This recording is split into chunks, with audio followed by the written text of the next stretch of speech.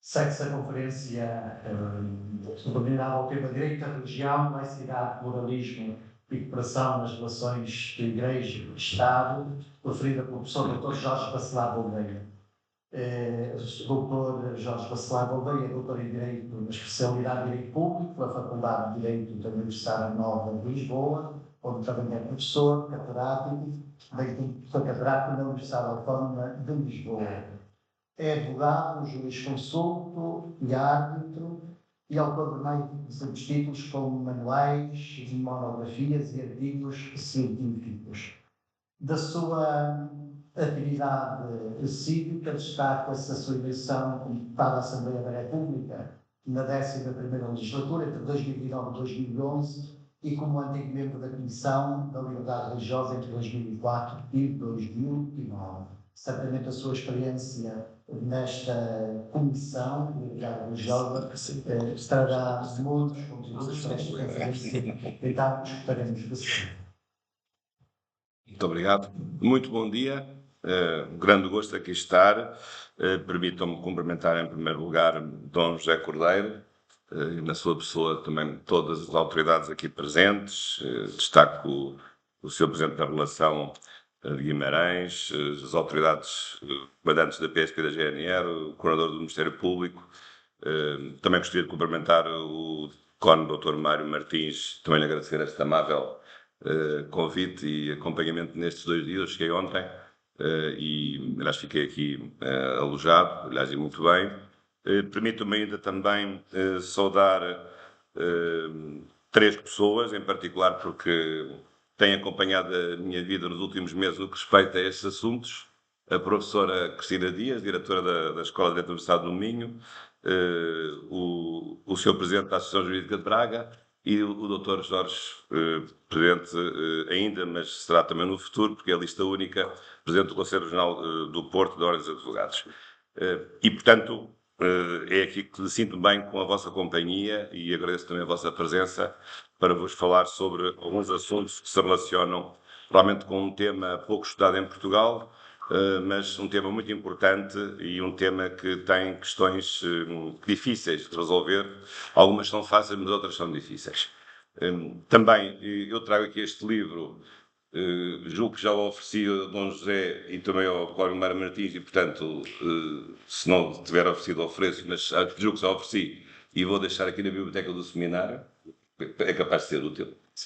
E agradeço muito também esta possibilidade de aqui estar. E também já agora, só referir mais um aspecto. Eu estive a semana passada em Angola, em atividades académicas, mas também passei pela cidade do Lubango, onde dei uma conferência no Instituto Superior Católico do Lubango, e até lhes disse que viria aqui esta semana, e de facto eles sabem bem a importância da Arquidiocese de Braga na atividade também na formação dos angolanos. Eu sei que o Dom José também é angolano de nascimento e conhecem muito bem o seu trabalho e disseram para trazer aqui um abraço aqui à Arquidiocese, ao Dom José em particular, e que querem continuar a ter o vosso apoio na formação que eles precisam. E eu conheço bem os países lusófonos e realmente é um domínio em que a Igreja Católica tem feito muito, a meu ver deve continuar a fazer, na medida das possibilidades, e garanto-vos que os resultados estão à vista, porque de facto há muitas vocações e há muito trabalho por lá, e isso eu fui ver lá, fui a convite deles, fui lá uma conferência sobre direitos humanos digitais, e realmente tive essa experiência com um contacto direto com a realidade local, e portanto sei que isso tem sido o vosso esforço, no meio de tantas dificuldades e de carências, mas acho que isso é um caminho muito importante que julgo que no futuro se deve manter e se deve também multiplicar. Portanto, fica aqui esta palavra também ao Dom José sobre esse trabalho. Bom, em relação à minha intervenção, o título que foi dado foi assim um título genérico, mas eu resolvi escolher aqui alguns assuntos, digamos assim, não diria picantes, mas alguns assuntos assim mais proeminentes no que respeita à questão das relações entre o Estado, o direito e a Igreja em geral, e em particular alguns aspectos da Igreja Católica. Portanto, o tema é um tema de direito, mais de direito eclesiástico, não é de direito canónico, claro que eu faço estas considerações ao abrigo também do direito português, quer da Constituição, quer da nossa lei da verdade religiosa e de outros diplomas que existem nessa matéria. Mas ainda antes disso, talvez fosse bom, e vou fazer a minha apresentação também acompanhado deste PowerPoint que eu vou aqui projetar, talvez fosse bom primeiro vermos a questão de quais os modelos possíveis na relação entre o Estado e a Igreja. Isto é um assunto hoje mais ou menos resolvido, porque os modelos não são, digamos assim, em termos maioritários, não são muito diferentes, porque vivemos num tempo de liberdade religiosa que pressupõe que o Estado não deve ter uma identificação religiosa, o Estado deve ser, como se costuma dizer, deve ser laico, ou talvez pudesse ser neutro do ponto de vista religioso, mas sabemos que ao longo da história houve muitos modelos, muitos modos de relacionamento do poder religioso com o poder político. Desde, digamos, modelos mais antigos de união entre a religião e o Estado, portanto, digamos, diria ter mais de união, mesmo de fusão, quer com prevalência do poder religioso, teocracia, quer com prevalência do poder civil, César ou papismo, ou cesarismo, enfim, as expressões. Isso foram tempos mais antigos e infelizmente, em alguns países, esses tempos são reais. Ali para os lados do Médio Oriente são tempos reais. Portanto, isso é, digamos, um tempo, são modelos mais antigos. Depois os modelos foram evoluindo para realmente haver uma separação, mas com diferentes características. Uma separação, mas com identificação religiosa, ou seja, os órgãos, não há uma fusão, mas há uma identificação, há uma preferência do Estado por uma certa religião. Ora aqui outra vez, uma vez mais, ora com o predomínio do fator religioso, ora com o predomínio do fator político. Sobretudo depois do protestantismo, isto foi muito visível através de um fenómeno chamado regalismo, em que haveria realmente uma identificação, mas com prevalência do fator religioso, ou então simplesmente num sistema de Estado confessional, em que não há propriamente uma interferência grande, mas há uma preferência, digamos, simbólica de uma religião por parte do Estado.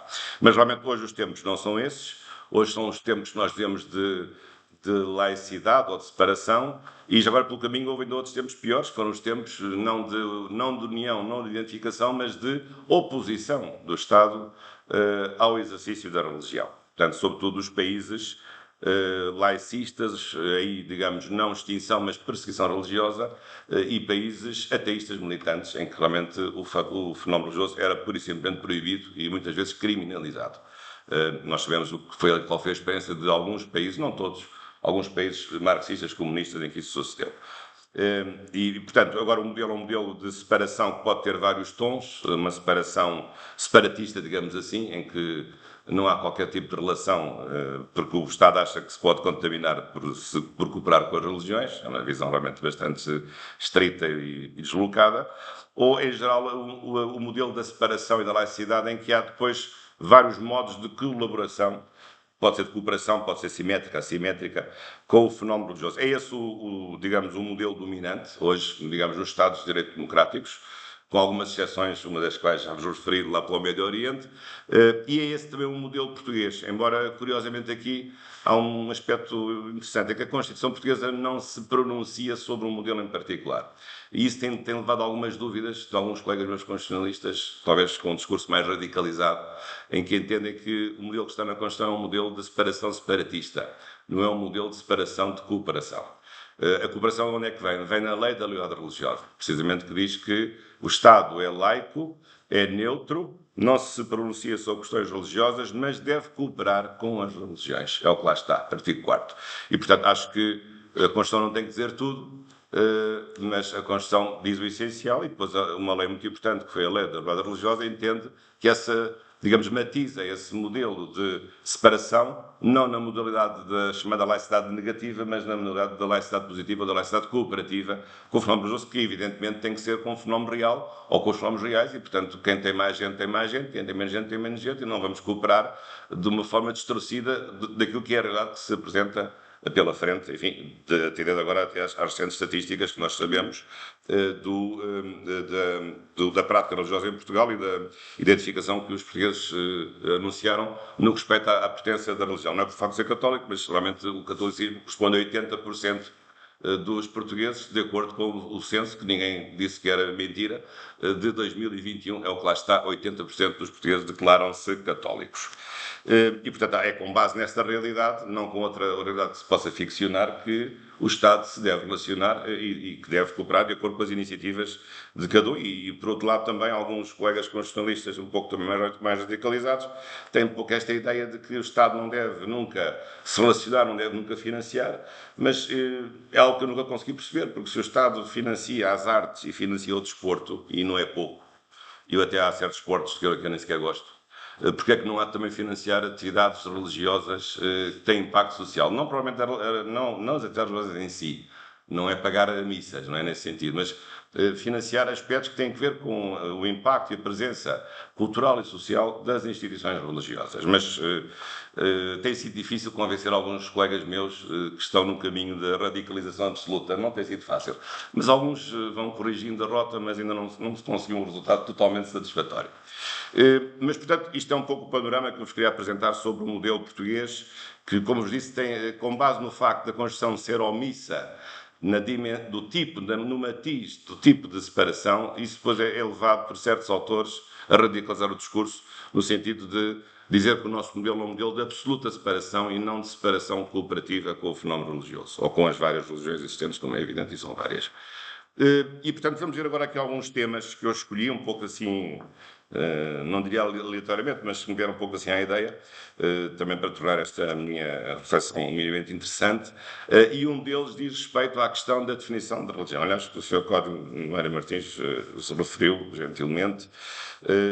Nós, entre os especialistas do direito eclesiástico, nós achamos que isto é uma tarefa impossível. É impossível definir o que é uma religião. Eu, como sou um pouco teimoso, achei que devia tentar definir uma religião. Não, realmente, não sei se consegui, mas lá dei o meu contributo. Enfim, em Portugal há 10 definições diferentes do que é uma religião.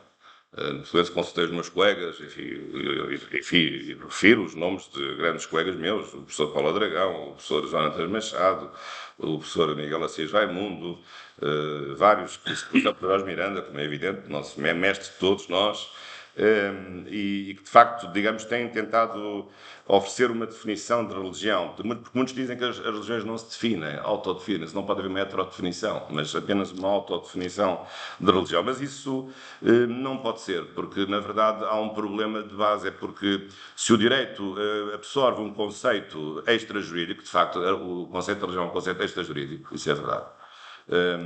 Assim, quando o Código Penal diz que quando nós destruímos os ninhos dos passarinhos, não é o Código Penal que diz quais são os passarinhos existem por si, é um conceito biológico. Portanto, aqui é a mesma coisa. Portanto, o direito está a absorver um conceito que não é jurídico, é um conceito extrajurídico. Só que, às vezes, ao absorver, ao fazer entrar na ordem jurídica um conceito extrajurídico, obviamente que o pode modelar, que o deve adaptar à realidade com que vai trabalhar. E reparem, é importante essa definição, porque depois há consequências muito boas ou muito más. Muito boas são os benefícios fiscais, porque a religião tem realmente uma grande vantagem, pode ter muitos benefícios fiscais, e muito más porquê? Porque também quem exercer uma prática contra a religião, há crimes contra os sentimentos religiosos. E, portanto, não é uma coisa de sumenos importância, é que há crimes contra quem viola sentimentos religiosos. Portanto, temos os dois extremos. O que é muito bom é o dinheirinho, e o que é muito mau é a prisão. E, portanto, a definição do conceito de religião não é uma coisa propriamente inócua do ponto de vista das consequências que pode ter para a aplicação do direito, para além de outras coisas que aqui estão neste PowerPoint. E, portanto, depois há outra questão. Porquê é que a questão depois se torna ainda mais difícil? Porque, na verdade, hoje o fenómeno religioso é um fenómeno muito mais poliédrico do que era. Há novos movimentos religiosos, como sabem. Há uma religião à la carte que cada ou que certas pessoas vão construindo conforme os seus desejos, e as suas necessidades, e as suas preocupações, e os seus dramas, e vão buscar um pouco de tudo, tipo tutti frutti, não é? Um pouco de tudo. E isso depois torna ainda mais difícil a definição do conceito de religião, que deve ser um conceito operativo para o próprio direito poder funcionar. Isto para já não falar de coisas que depois abusivamente querem ser religiões. Eu quando estava na Comissão da Liberdade Religiosa, enfim, e até agora continuamos a dar, a instituição continua a dar pareceres sobre casos mais bicudos, se são ou não são religião, mas apareceram várias vezes lá uma associação de yoga, que queria ser uma religião, mas o yoga não é uma religião, com o devido respeito pelas pessoas que gostam de yoga, eu por acaso não gosto, mas respeito quem gosta. Mas o yoga não é uma religião, há um equívoco muito grande. Mas havia pessoas que se tinham inscrito como religião. Nós temos, não é uma religião. E depois, pior ainda, são as religiões, ditas religiões, ou os cultos satânicos, que também existem. E que, em alguns países, são reconhecidos como religiões. Mas eu acho que isso não pode ser. Julgo que isso ainda não chegou lá à Comissão da Religiosa, ainda não chegámos a esse elevado grau de sofisticação e de pós-modernismo, mas um dia isso vai acontecer. Mas eu acho que não pode ser porque os cultos satânicos põem em causa a ordem pública e os direitos humanos. E, portanto, não podem ser aceitos, porque não podemos aceitar uma religião que põe em causa o núcleo essencial da vida da pessoa humana e que faz sacrifícios de pessoas, por exemplo, ou apela à tortura das pessoas, outra coisa assim deste género, contra a sua vontade. E, portanto, acho que não podemos aceitar, embora reconheça que não seja muito fácil argumentar no sentido, se há plenitude religiosa, de não aceitarmos o reconhecimento jurídico das religiões satânicas, porque isto não é assim tão óbvio, a meu ver. Não é assim tão óbvio. A não ser que haja outras teorias que eu gostava muito de conhecer, mas eu acho que a coisa pode não ser assim tão óbvia. Aliás, até a propósito disto, há uma coisa curiosa. Enquanto que a nossa lei da religiosa não é muito clara, até faz lembrar a lei anterior, que existia, que foi publicada no fim já do tempo do professor Marcelo Caetano como Presidente do Conselho, a Lei 471, a Lei de Base da Liberdade Religiosa, que curiosamente tinha numa das suas bases, a base 8ª, número 2, dizia que foi talvez o único lugar onde em Portugal se fez até hoje um conceito mais preciso de religião, porque a atual lei de religião não foge, como o diabo da cruz, é capaz de ser apropriado, a definição desse conceito.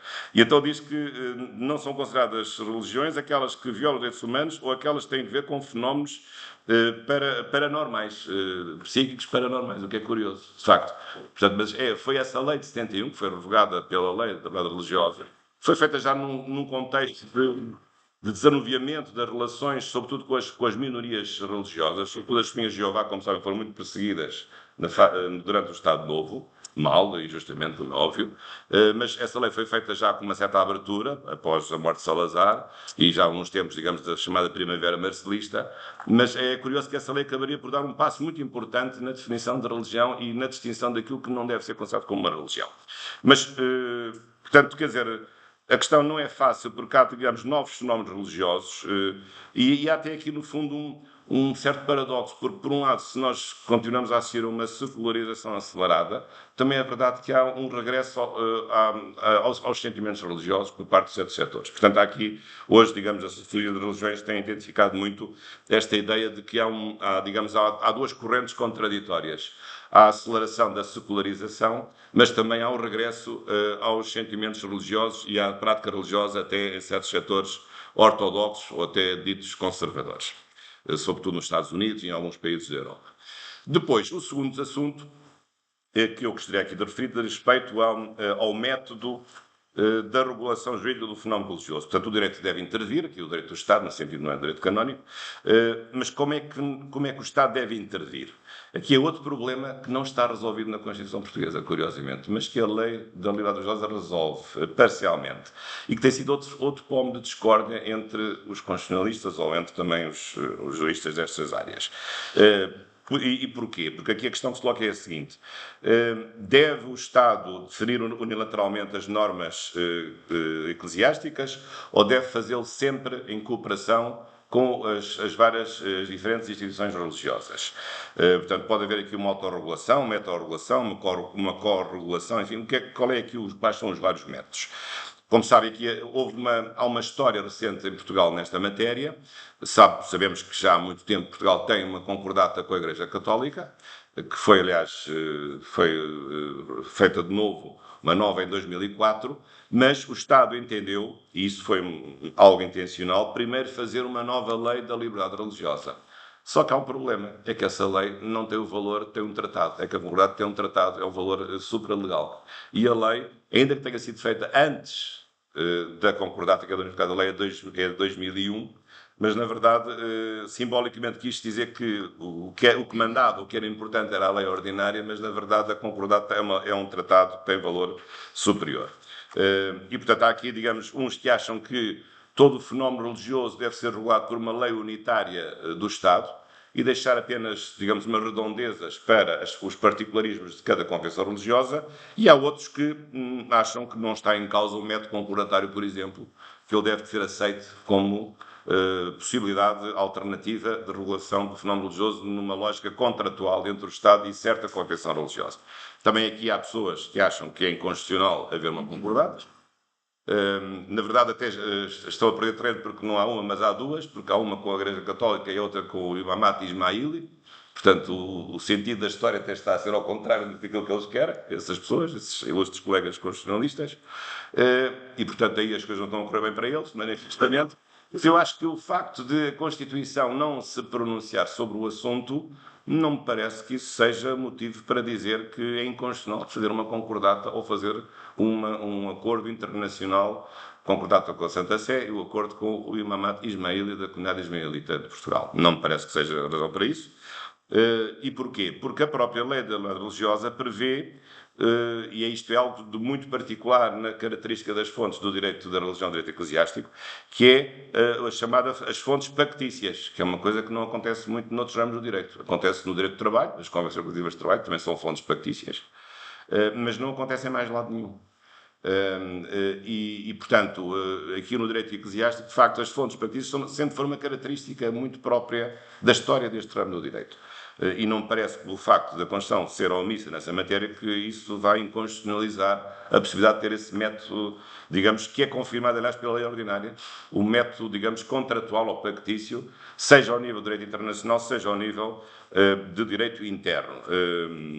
Depois, claro que há aqui uma questão que se coloca é saber até que ponto é que a lei da liberdade religiosa deve ser o fator comum, digamos, comum a todas as religiões. É verdade que no caso da Igreja Católica Concordata percorre quase todas as áreas possíveis do relacionamento entre o Estado e uma confissão religiosa, é verdade, mas também é verdade que em grande medida, eu diria 70% do que está na Concordata também se aplica a qualquer religião. E, portanto, deixa de haver esse problema de haver aqui uma desintonia entre o modelo unilateral que está na lei da religiosa, que só se aplica às outras confissões não católicas, e aquilo que está na própria concordata, que só se aplica às relações entre o Estado e a Igreja Católica. Portanto, a meu ver, penso que o problema se resolverá dessa forma. Depois, há uma terceira questão que é mais complicada do que esta, que é pouco estudada, é que a liberdade religiosa não é só a liberdade de fazer normas de comportamento entre as instituições. É também a liberdade de a própria instituição resolver por si própria os litígios que têm a ver com a aplicação do seu direito. Ou seja, a autonomia de uma confissão religiosa não é só uma autonomia normativa, mas é uma autonomia judicial, de jurisdição. Ou seja, a questão aqui é, e já que estamos na inauguração do ano judiciário do Tribunal Eclesiástico, precisamente, digamos aqui é saber até que ponto as religiões podem ter tribunais próprios que fujam à jurisdição do Estado para resolver litígios que tenham a ver com a aplicação de normas do seu direito próprio, do seu direito religioso, digamos assim. Isto é uma questão mais complicada, porque é preciso ver qual é a matéria que está em causa, porque aqui, de facto, num Estado de Direito, o Estado tem o monopólio do uso da força e no Estado de Direito há certos princípios que o Estado tem que impor na convivência humana, desde logo, obviamente, a proteção dos direitos humanos e uma certa separação dos poderes e a independência do poder judicial, mas eu acho que isso não implica que não se admita um pluralismo, digamos assim, jurídico, quer na normação das atividades religiosas, quer na composição dos litígios que porventura surjam.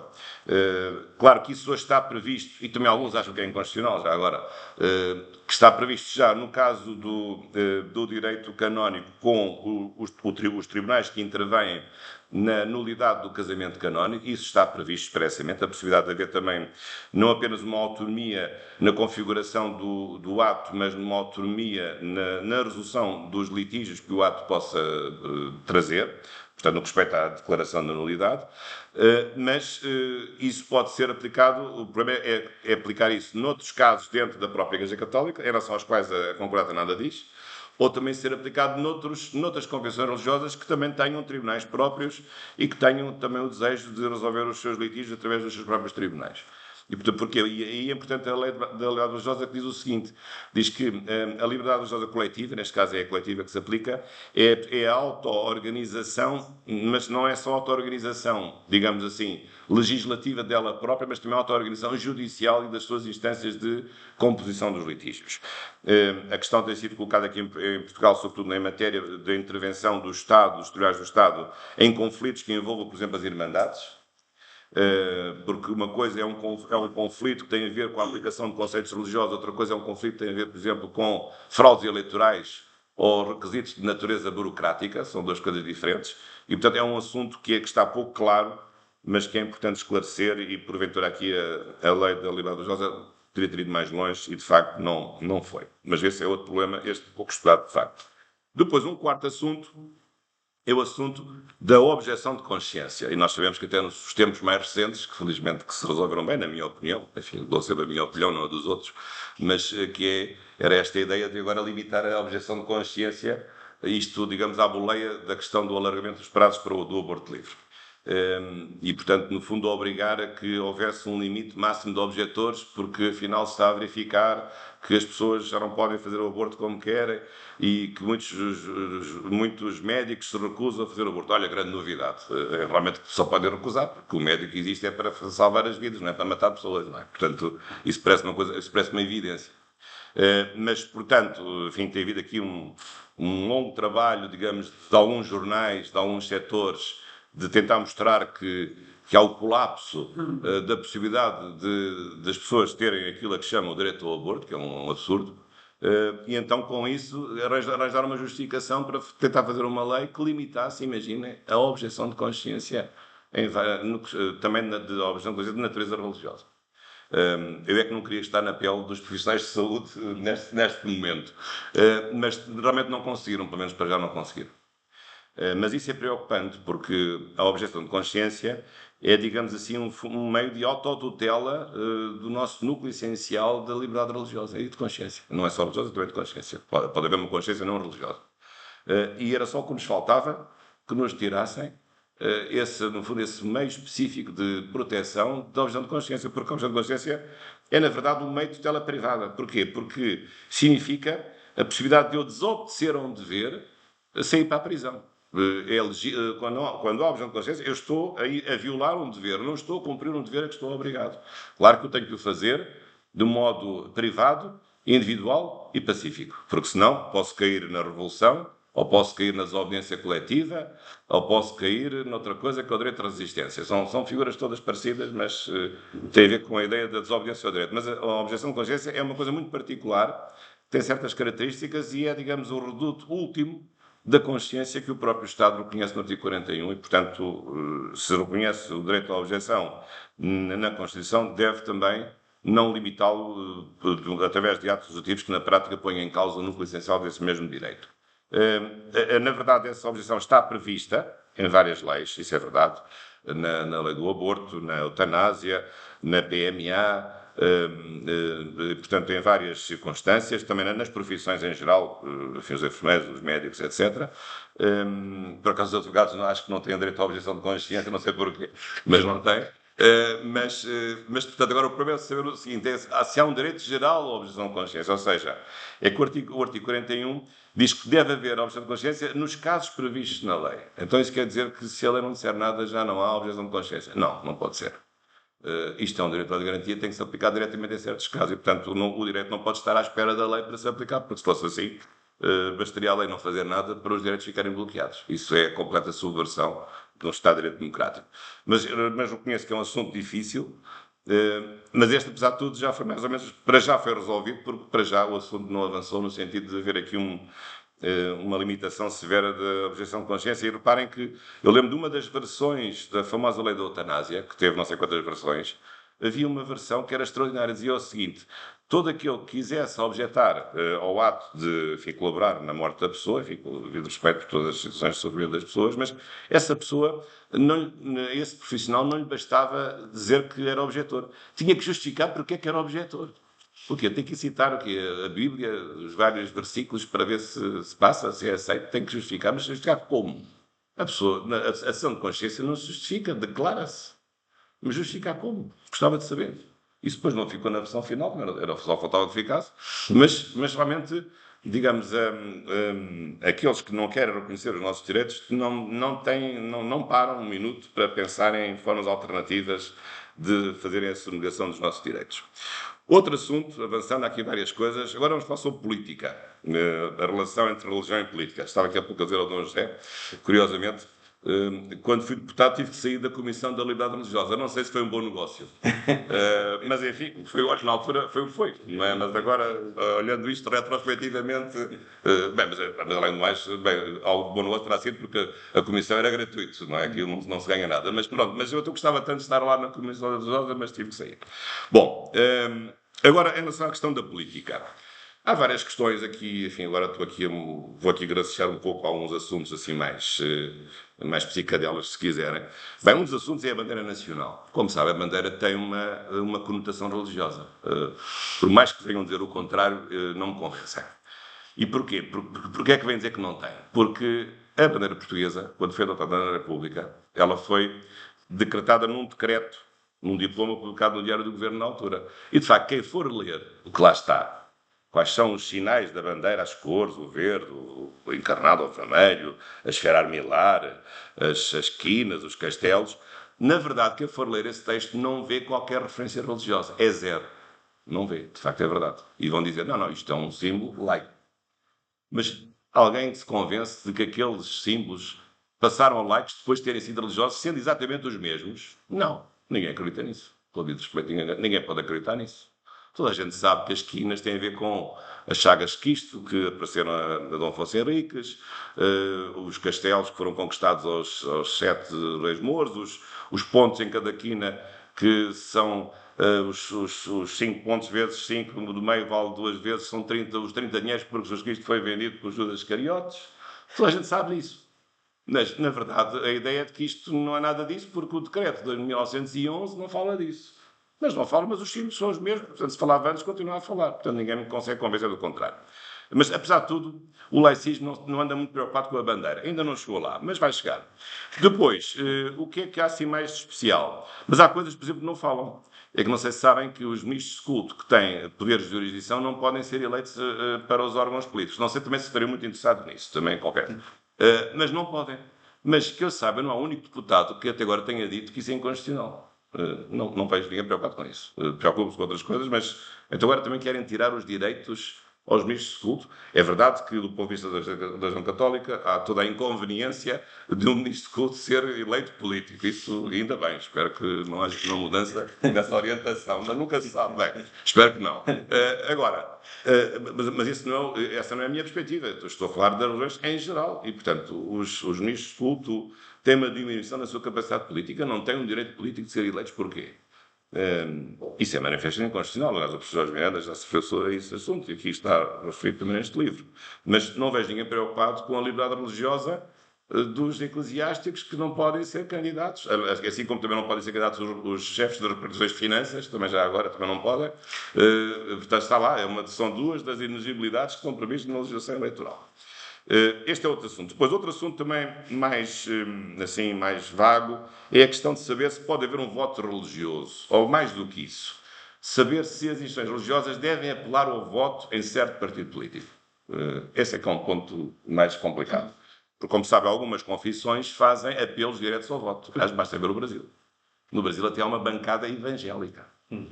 Não sei transpor isto para a Assembleia da República, não sei bem onde é que ela ficaria, essa bancada evangélica. É capaz de ser difícil de desenhar, tem que ser umas curvas e contracurvas muito complicadas. Mas no Brasil há uma bancada evangélica. E, portanto, é legítimo as instituições religiosas pronunciarem-se, enfim, dos seus púlpitos sobre questões religiosas? Eu acho que sim. Porquê que não poder fazer isso? Qual é o problema? Estão no exercício da sua liberdade, podem dar orientações aos seus fiéis. Claro que depois o problema é de cada confissão se o deve fazer ou não.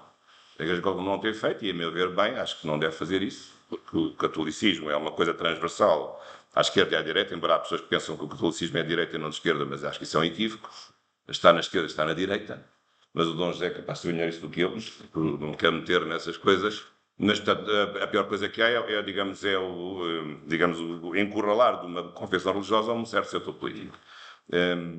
Portanto, mas agora, isso é um aspecto. Outro aspecto é aproveitar a organização religiosa para, nas suas prédicas, nas suas pregações, fazer política ou política partidária. Mas isso faz parte da liberdade das instituições. Portanto, o Estado não pode agora também querer que o Estado não interfere no fenómeno religioso, mas também não pode agora proibir as instituições religiosas, que são instituições livres, também de se pronunciarem e criticarem as medidas que o Estado toma em matéria de política e política partidária. Não vejo nenhum problema, embora reconheça que isso não seja conveniente do ponto de vista de certas convenções religiosas e até que pode levar depois a uma disparidade de importância e intervenção social entre aqueles que também se utilizam disso para fazer proselitismo, não só religioso, mas também político, e outros que se inibem porque acham que a religião não deve ser politicizada e não deve ser objeto de captura partidária.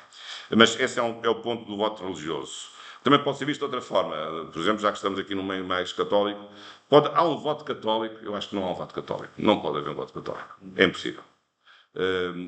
As pessoas são católicas, mas votam de acordo com a sua consciência, com os seus princípios e analisam os programas partidários. Claro que o pior dos resultados é dizer, olha, não posso votar em nenhum, porque isto é tudo mau. Não é? Nenhum deles... Eu tenho um checklist de 10 assuntos. Não há um partido que corresponda aos 10 temas. Não há de certeza, de facto. Uns dizem uma coisa, dizem outra, portanto agora não posso votar em nenhum, então votam em 3 ao mesmo tempo. Sim, mas isso é impossível. Portanto, tem que haver aqui, como só se pode votar num, por enquanto. Ainda não mudaram o sistema eleitoral. Mas, de facto, é necessário... penso que não há um voto católico nesse sentido, mas eu acho que os católicos têm que votar e têm que escolher o mal menor. É um princípio também de teologia moral do mal menor. E, portanto, também se aplica, também é um princípio de direito, já agora não é só de teologia. Portanto, é um pouco isto. Já agora, o protocolo de Estado, só aqui uma pequena brincadeira. Como sabem, na última cerimónia da inauguração do ano judicial, que decorreu há 2 semanas, salvo erro, apareceu logo na primeira página de um jornal muito conhecido, que nunca perde uma oportunidade de tratar de assuntos religiosos, está sempre na linha da frente, a grande notícia de que, pela primeira vez, a Igreja Católica não tinha sido convidada para a cerimónia de abertura do ano judicial. E depois com esta subtileza. Os 3 organizadores são os 3 católicos e não quiseram a Igreja Católica. Extraordinário, não é? Isto é uma bomba, não é? E até porque havia lá uma cadeira que era habitualmente usada pelo Cardeal Patriarca e que já não é usada pelo Cardeal. Portanto, agora mesmo havendo cadeira, já não há pessoa para sentar na cadeira. Antes podia haver a cadeira e a pessoa sentava-se, mas agora já há cadeira, mas não há pessoa. Bem, e realmente, isto, eu fui ver a notícia melhor. E realmente a notícia é verdadeira, não estou a dizer, duvido é que tivesse importância para ser colocado na primeira página do jornal, mas isso já sabemos como é que as coisas funcionam.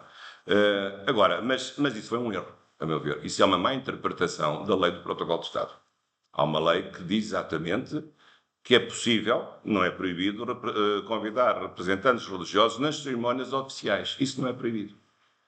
Deve haver o cuidado de fazer, aliás a norma é suficientemente equívoca para poder acomodar várias situações difíceis, devem ser convidadas as instituições de acordo com a sua representatividade social e que devem depois ser colocadas protocolarmente de acordo com a sua importância dentro de cada uma das confissões religiosas. Portanto, se mandarem, digamos assim, o último dos clérigos, não vai para a primeira fila. Se mandar um cardeal, esse vai logo para a primeira fila. Mas ambos estão lá de todas as religiões que forem convidadas. Agora, aqui o erro, a meu ver, com o respeito pelas pessoas que participaram, eu nunca falei sobre isso em relação a elas, penso que foi o Presidente do Supremo Tribunal de Justiça, penso que o Procurador da República e a Senhora Bastonária dos Advogados, que está em processo eleitoral, entenderam que não deviam convidar a instituição religiosa. Eles deviam ter convidado a Igreja Católica e outras confissões religiosas. Isso é que devia ter sido feito. Não por causa de excluir toda a gente. Isso é que não. Eu acho que ia ser ao contrário, mas posso estar a ver isto mal. Bom, mas continuando, mas penso que aqui em Braga não haverá esse tipo de problemas, isto aqui é mais pacífico. Agora, outra questão também que se tem colocado muito é a questão do segredo religioso. É um tema também complexo, porque o problema do segredo religioso tem sido hoje... Bem, para já vai começar a vários segredos. E bem, há segredo de Estado, há segredo de Justiça, segredo profissional, segredo fiscal, segredo administrativo, segredo comercial, segredo bancário.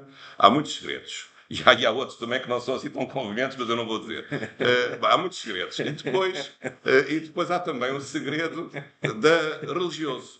Mas, curiosamente, o segredo religioso, ao contrário do que se pensa, não é só o segredo da confissão. Porque a própria lei religiosa diz que nenhum ministro de culto pode ser perguntado sobre qualquer assunto de que tenha conhecimento. Mas não diz que é só do assunto da confissão religiosa. É de qualquer assunto, está lá na lei religiosa. Não pode ser perguntado por nenhuma autoridade civil. E, portanto, claro que a questão religiosa do sacramento da confissão tem um enquadramento específico no Código de Processo Penal, sim, está lá. Mas, na verdade, essa reserva de proteção de informação religiosa relevante não é só aquela que se adquire no âmbito do sacramento da confissão. Pode ser noutros âmbitos. Porquê é que este assunto tem sido discutido? Por causa das questões da pedofilia. Nós sabemos que esse é que é o problema, e é um problema realmente muito aborrecido e muito grave. Agora, mas penso que não se pode cair na tentação de considerar, como já disse, já foi feito em vários países, a possibilidade da quebra do segredo da confissão por causa das investigações criminais. Eu penso que isso a meu ver, isso não está não existe. Realmente o CPP, o único segredo que é inquebrantável é o segredo da confissão. De facto é verdade, lá está. Isso, não estou a criticar o que está, mas estou já a prever o futuro que isso possa vir a ser eliminado, porque eu acho que é esse o próximo passo que vai ser dado por certos setores. Mas acho que não se deve aceitar, embora eu acho que aqui as instituições que têm estes segredos, sem quebrar o segredo religioso, têm de ter formas alternativas, e penso que isso poderá ser possível, de fazer chegar a um processo criminal uma informação no sentido de proteger a vítima, ou de permitir uma justa punição, ou de impedir uma injusta punição de alguém que seja inocente e que vai ser punido porque há uma informação que não foi veiculada no momento certo, mas que isto seja feito, obviamente, sempre sem violar o segredo de confissão. Mas às vezes pode não ser fácil, porque mesmo que isso seja feito de uma forma abstrata, pode levar, digamos assim, à descrença dos fiéis no que respeita, digamos, à verdade e à confidencialidade do sacramento. Isso pode ter esse efeito, digamos, lateral, seria catastrófico. Mas eu penso que até o Código Tribunário tem qualquer coisa lá que permite alguma saída nestes casos mais complicados. Mas isso deixo ao Sr. Dom José e ao Código Mário para me explicar melhor, mas eu tenho a noção que há lá uma solução que pode contornar a estrita proibição da divulgação do segredo de confissão. Claro que o problema qual é que é? Que quando se pretende-se a quebra num processo criminal em que as provas são submetidas ao princípio da imediação. E uma coisa é estar ali a dizer perante o juiz, olha, foi assim, foi assado. Outra coisa é estar a dizer, eu ouvi dizer que aquele, isto e aquilo, isso é uma prova indireta. É uma coisa muito diferente de uma prova testemunhal feita pela própria pessoa a quem foi relatado certo tipo de acontecimento ou de certo tipo de crime que teve conhecimento. Bom, continuando, e já estamos a chegar ao fim, um assunto também menos estudado é a questão que tem que ver com comportamentos no trabalho. E aqui há vários assuntos. Bem, há um assunto que é mais pacífico, e isso está hoje previsto na lei da liberdade religiosa, que é o seguinte: se há alguém que quer ter um dia para prestar o culto na sua religião, isso deve ser respeitado. Claro que o problema não se coloca nas religiões cristãs, porque isso, por definição, já está definido, porque o domingo já é domingo, já é um dia de não trabalho, embora não nos centros comerciais, infelizmente, ou nos restaurantes, mas, em geral, isso está mais ou menos acautelado. Claro que isto, a questão coloca sobretudo, por exemplo, para os judeus e para os muçulmanos. Embora haja aí já algumas soluções, a lei prevê uma solução para isso, a dispensa nesse dia, e sobretudo se um trabalhador estiver numa loja em que haja vários trabalhadores, ele pode não trabalhar naquela sexta-feira, mas vai trabalhar ao sábado, e o que trabalhava ao sábado vai trabalhar na sexta-feira. Para ele é indiferente, se ele for católico, por exemplo. O problema é quando é um trabalhador único numa loja, e a loja só funciona nos dias úteis, não vai funcionar na sexta-feira, vai ter 20% de prejuízo. Coitado do empregador, contratou um católico, se converteu ao Islão, e passa a ter um prejuízo de 20% na sua elaboração. Isso é capaz de ser mais complicado. Isso está lá previsto, que isso põe em causa os interesses fundamentais do trabalhador. Bem, mas este até é o menor dos problemas. Os meus problemas, não são estes. São os seguintes. Imaginem que numa escola católica alguém que é contratado, que se declara católico, se torna muçulmano e anda a dar aulas de história e de filosofia. E começa nas aulas a dizer que agora o homem pode casar ter até 4 mulheres e coisas assim. Começa a fazer propaganda da sua religião nas aulas de história ou de filosofia. Ou começa a dizer que que isto da Bíblia não está certa, que o Corão é que para ele o Corão é que está certo. A escola pode despedir esta pessoa. Tem um contrato de trabalho. Reparem, sabem o que é que os partidos podem fazer? Isto está na lei dos partidos políticos. Se um funcionário de um partido político, aliás, eu sou militante de um partido político, mas não sou funcionário, mas um funcionário de um partido político, se desfiliar desse partido político, ou se empregar em partido político diferente, ele pode ser despedido, sem justa causa. É uma exceção. Está lá o artigo 38, número 2 da lei dos partidos políticos. Então, se os partidos políticos podem despedir pessoas que deixam de acreditar na ideologia do partido, porque é que a religião não há de poder também despedir um professor que entrou como católico, se transformou num muçulmano e que está a dar cabo, digamos, do ambiente do catolicismo que se vive naquela comunidade, digamos, estudantil. Eu digo isto assim, mas não há nenhuma solução. A lei de Blasós diz zero. Casos há zero, acho eu. Em Espanha há alguns casos destes. Ou, por exemplo, a questão também a questão quer ser mais complicada. A questão, por exemplo, da pessoa que se divorcia ou que se casa com pessoa do mesmo sexo, etc. Tem havido casos desses em Espanha.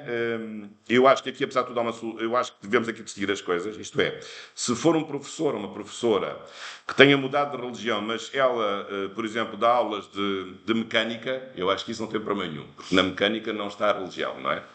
Agora, se ela dá aulas de filosofia ou de história, é capaz de ser mais complicado. Agora, se ela ela está a ensinar a fazer cadeiras e a apertar parafusos, isso é capaz de não ser muito relevante da sua religião. Mas temos que fazer aqui, digamos, temos que matizar o problema conforme as circunstâncias e o tipo de funções que o trabalhador estiver a desenvolver. Muito bem, depois, continuando, para chegarmos ao fim, outra questão também, isto é para nós também nos divertirmos aqui um pouco, o abate religioso de animais. Isto agora está na moda, os direitos dos animais, não é? Até dizem que há um novo ramo do direito, o direito animal. Aliás, eu já havia livros nos Estados Unidos, Animal Law. Já há cadeiras em faculdades de direito que são de direito dos animais. Isto é um ramo do direito autónomo, imaginem. E não tarda nada que em Portugal apareça já aqui um livro, Direitos dos Animais, como um manual deste género, agora Direitos dos Animais. Espero que não tenha tantas páginas, porque acho que não há assim tanta coisa para dizer. Bem, mas o que é que vai acontecer então? Qual é que é o problema aqui? Aqui há uma coisa curiosa. A lei da liberdade religiosa fala disto. De facto, fala de muita coisa. O artigo 26. Mas sabe o que é que diz? Não diz que está preocupada, a lei da religiosa, em defender as religiões. Não, está preocupada em defender o bem-estar animal.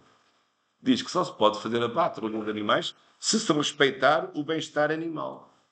Ora, eu achava que também a lei da religiosa devia proteger, mas também o bem-estar e a própria essencialidade da fé, que naquele caso passa por um abate específico, feito de certa maneira, dos animais. Como sabem, é a carne halal, segundo ouvi dizer. Não costumo comer, acho que é igual a outra, mas tudo bem, mas tem lá umas rezas, é a carne halal, não é?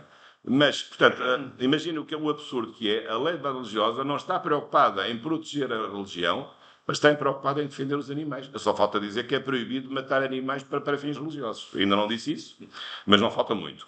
Já agora sobre isto, por acaso o Brasil, que às vezes nos surpreende pela negativa, aqui até nos surpreende pela positiva. Há um caso, no Brasil, no Rio Grande do Sul, em que havia um código, chamado Código dos Direitos dos Animais, em que se proibia o abate religioso de animais implicando sofrimento, imagina. Mas aí, realmente, essa norma foi considerada inconstitucional pelo Supremo Tribunal Federal, porque, na verdade, fez prevalecer, como é evidente, fez prevalecer a liberdade religiosa à proteção do próprio animal, porque o animal não tem direitos e é uma criatura e, portanto, julgo que não tem propriamente um lugar paralelo ao Criador da criação. E, portanto, este é o penúltimo. Agora vamos para o último slide e com isto termino. Também uma questão assim, semi-picante, que são as questões que têm a ver com a ideologia de género e os direitos e os direitos de igualdade nas convenções religiosas.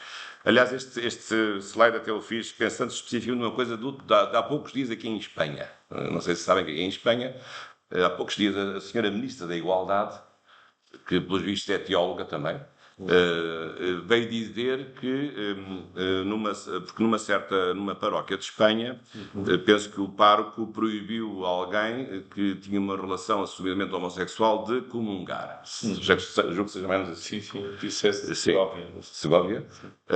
E então a senhora ministra disse que isso era inconstitucional e que isto violava a Constituição de Espanha, que era uma violação dos direitos fundamentais. Portanto, vamos ter então o Estado agora a dizer como é que cada confissão deve administrar os seus sacramentos. Portanto, isto na comunhão, enfim, é em cada momento. Agora imagina isto aplicado ao casamento ou outro tipo de coisas, não é? Que são sacramentos, digamos, duráveis, não são sacramentos que são administrados instantaneamente. Isto não, obviamente, isto não pode ser. Mas eu já vi pessoas a defender que o acesso ao sacerdócio, ou, enfim, ao sacramento da ordem, quer nas três modalidades do diaconado, do presbiterado e do episcopado, que é inconstitucional se isso não se for também aberto às mulheres. Ou é inconstitucional se não houver outras modalidades alternativas. E, portanto, penso que isto é uma questão que se pode colocar, mas a questão vai mais longe. Por exemplo, e há questões mais difíceis. Estas são relativamente óbvias, a meu ver, de se defender.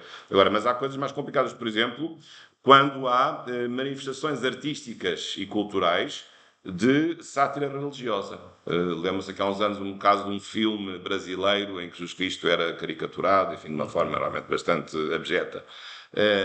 Ou tem um caso italiano também em que aparecia as três figuras da Trindade em práticas de sodomitas, coisas assim.